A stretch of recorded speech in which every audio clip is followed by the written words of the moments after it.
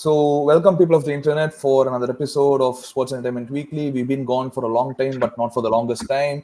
So, yeah, VS and Classy are back with another banker episode to discuss the Premier League transfers, what's now and what's then. Okay, so with the Premier League just about a couple of weeks from now, it is going to be deciding our mental health for the next 9 months. Okay, so that's about it to start the Premier League. And yeah, let's start with VS. So, VS.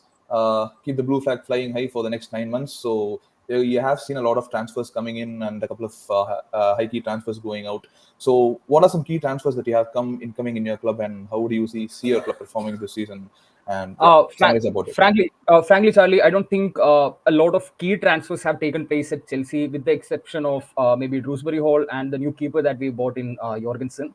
Most of the investment that Chelsea have made this time has gone into young players who will be on loan at their respective mother clubs or will be loaned out to Strasbourg. They're more developmental projects than key transfers. But I'm more than the transfers. I'm looking forward to the transfers that we actually made last season but could not play last season coming back. I think we have two very good, exceptionally good players in Nkunku and Romeo Lavia finally returning to full fitness and playing for Chelsea. And the key transfer I would say is just Drewsbury Hall from my point of view, because this is a player who scores goals from midfield. He's a very vertical midfielder. We do tend to lack a little bit of creativity in our midfield when it was Caicedo, Gallagher, and Enzo. I think Drewsbury Hall will add that and some goal scoring cutting edge up front. And Jorgensen is probably a key transfer only because of the coach that we currently have. Maresca, during the preseason, it was very clear that he was going to use the goalkeeper as the second center back during ball progression. So the goalkeeper moves up to the defensive line and tries to build play from there. Sanchez has proven to be very risky doing that. He makes a lot of errors while building play. Petrovic is a very safe goalkeeper. I actually like Petrovic for his reliability. And Petrovic, towards the end of last season, he's not a ball player, but he sticks to what he knows. He's very risk averse. He plays the basic passes and he knows his limitations and punts the ball up when he cannot. That approach did pay off. So Jorgensen, he was actually statistically the keeper who made the highest saves in La Liga. That necessarily doesn't mean he's an exceptional keeper. It could also mean that it was a leaky defense as well. But yeah, Jorgensen, he is a much better ball player than either of Sanchez or Petrovic. So with the coach being Maresca, I think Jorgensen is a key transfer. Drewsbury Hall is somebody who spent the entire season at Leicester, scored goals in double digits, playing under Maresca, and he is the person who is already aware of the system that Enzo Maresca is playing. So it will be these two guys who are the key transfers for Chelsea, alongside the injury returnees, especially Nkunku. I would say he's going to be a key player for Chelsea.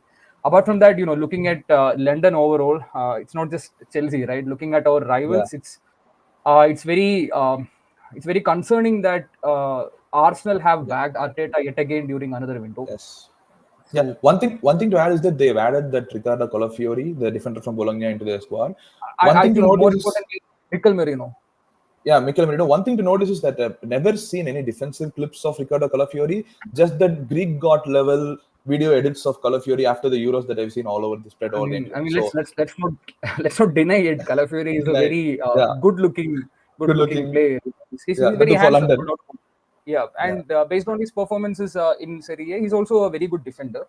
Now it's clear the approach that Arteta is trying to go with his defense over here. So Arteta has completely bought into the ideology that Pep began when he fielded four centre backs in his defense. And Arteta, I would say that he has arguably taken it up a notch.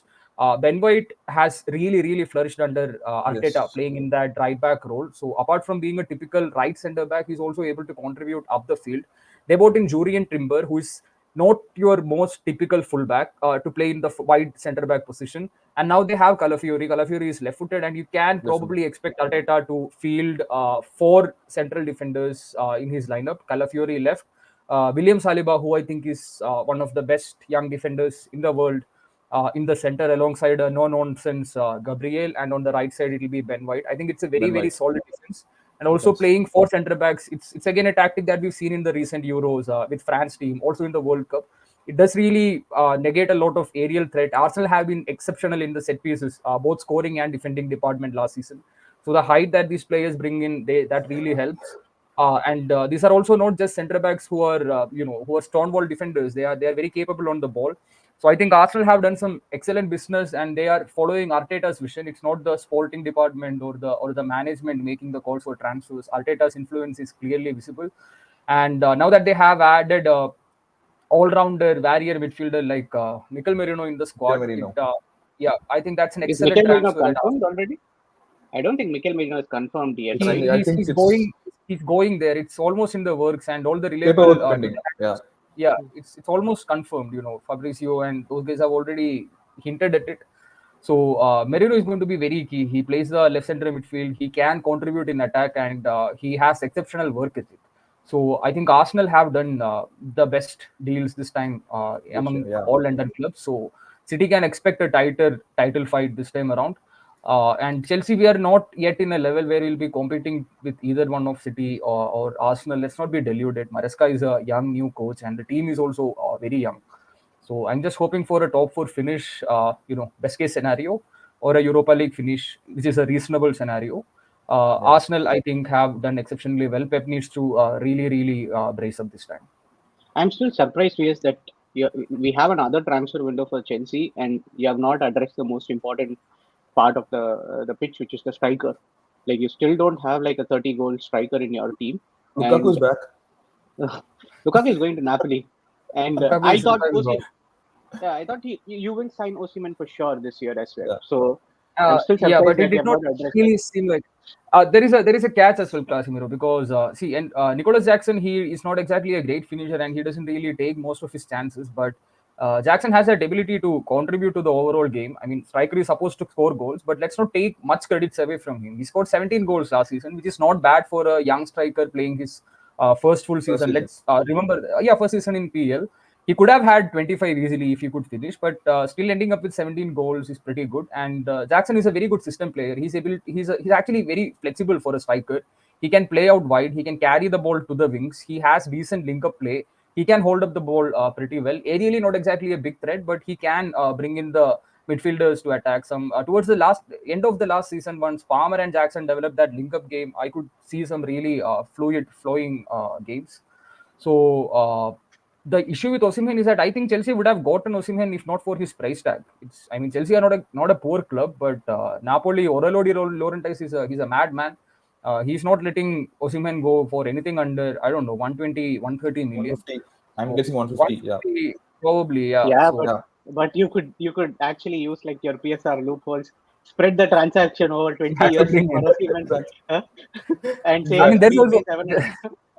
or alternatively, Diversify. we could have just set up a shell club or a Shall shell company, sell, I don't know, Chelsea's McDonald's outlet to himself for 150 million and bought Osimhen. We didn't go that far, so I'm not really complaining about the striker issue, because I think Jackson is pretty much reliable, although he's not going to elevate his game a lot. And we have added some young blood over there as backup options. Margu just came from Barcelona. Again, a very unproven 18-year-old young guy, but he doesn't look very 18-year-old. He's built like a tank. He's very Yeah. tall. He's strong. So there is some competition, so to speak, for Jackson. And we also recently bought in the guy Samuel, right? Samuel Yeah, the Omorodion. Alaves, so from Alaves, the Atletico striker. He is also again not a very proven goal scorer, but I think off the bench he can add a real threat. The man is very tall. He's like 194 centimeters tall. He's very fast for a tall guy. I mean, not in terms of acceleration, but in terms of top speed. So there is good backup. So that was the approach for Chelsea in the striker. Instead of buying an out and out striker like Osimhen, who would guarantee 25, 30 goals a season, you're going to bet on Jackson to score his share of goals and get the wingers Madueke, Palmer, hopefully Mudrik to score some goals, and then bring the young guys off the bench in Markview. So I think that's the approach. I'm not really concerned about it. I would say the bigger problem for me is that we left the defensive area really unattended. Badiashile, Disasi, Colville. It's a very young, and we got Tosin Aderbio from Fulham. He brings in Premier League experience, but we just lost Thiago Silva. You can argue that we lost an old man, Thiago Silva, but Thiago Silva is still Thiago Silva. And no area of the pitch needs as much leadership and experience as the center of the defense. I find it thoroughly lacking for Chelsea, and that concerns me more actually than the striker problem. Mm. Yeah. And also That's before you jump, yes, what's your opinion on the treatment of your Cobham graduates, Conor Gallagher and Trevor It's Chalobah a by the club? it's a shame. It's an absolute shame that the club is going to ignore the hard work that these lads have put in and the progress that they've achieved over the years just to bring in players from outside. I'm pretty sure that a lot of Chelsea fans echo the same sentiments as me. But the problem is the club seems to be backing Enzo Maresca's vision a little bit. Maresca being the Pep disciple and all that, he's very particular about having players who are silky smooth on the ball in midfield, and Gallagher is not exactly that. But let's not forget that in a midfield, Gallagher was the best midfielder in our team while we had 100 million plus midfielders playing last season. So there is considerable use for Gallagher, but Maresca so far he seems like very stubborn in his approach. And I mean, if that works, I would not complain. But Gallagher would have offered something different that none of the others would have. So I'm completely for Gallagher staying in Chelsea and Chalobah as I, well. I'm surprised that Chalobah has been put on sale, wasn't even taken for the season He's, pre-season he tour, was he was because banished. because like Poch had a good run as soon as he brought Chalobah into the team last year. Yes. So yeah, it was kind of surprising that you're still trying to get It's a him. shame. And Chalobah is And I'm probably the surprised best no other defender we Premier have club. as well. Yeah, and I'm surprised no other Premier League club is behind him, considering like Chelsea is just looking for 25 million euros. It's just a matter of taking notice, because if you remember Yeah. Mark Guehi, who went on to Crystal Palace, he's one of their best players right now, who went on to England with the Euros, and he was really good for England in the Euros as well. He was also a Chelsea academy lad who came up through the Yeah. ranks, debuted and played for Chelsea, but was let go for cheap. And if we had Mark Guehi in the team right now, I would feel a lot better. And Chalobah is again taking the same path. And it's not just these 2-3 players. I mean, Tomori. Tomori, Fikayo Tomori. So we have let's go of a lot of talents with improper management, and we brought in unproven players. We Badia Chile or Axel Disasi both came from Monaco. They did not come cheap. They costed 35 and 40 million each. There is mismanagement involved, I would say, and the constant firing and replacement of coach also does not really help. So one coach has one particular view, unless and until it is understood that in Chelsea the sporting department has the bigger say than the coaches. But without that clarity as to what they really want, I see these things happening a lot more, and it's frankly very disappointing. I'm not going to try to justify it. Yeah. Great opinions, yes. So can't deny the fact that Arsenal have really upped their ante in this transfer window, as they have in the previous transfer windows, by bringing in several defenders and a central DM. Comparing to the defense that they had in the previous seasons, like Tierney, Kolasinac, like Mustafi, and the like Koscielny eras, it is Oh, I missed that. the defense is I far better. think that was not even their peak banter era. They had Joru. They had those kind of Exactly. people. Some voodoo names. Jenkinson, Joru, Carl Matteo Jenkinson, Flamini, Andre Santos. Kieran Gibbs, Yeah. Kieran Gibbs. Kieran Gibbs was okay. Andre Santos played in Callum Chambers. Callum Chambers. What an era that was. Yeah. So Without we as days. also we as also on the Chelsea side, just because you have the opportunity to play in 4 different competitions, right? You have a team that can represent in 4 different competitions separately. So that's one thing to speak. So